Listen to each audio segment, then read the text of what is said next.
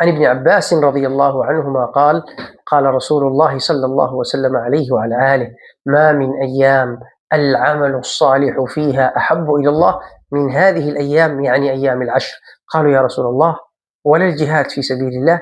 قال: ولا الجهاد في سبيل الله إلا رجل خرج بنفسه وماله ثم لم يرجع من ذلك بشيء. وفي رواية: فأكثروا فيهن التسبيح والتحميد والتهليل والتكبير. إذن المقصود أيها الأحباب الكرام أن يكثر الإنسان من الأعمال الصالحة في هذه الأيام العظيمة المباركة. والعمل الصالح هو ما كان خالصا لله موافقا لشريعة سيد رسول الله صلى الله وسلم عليه وعلى آله.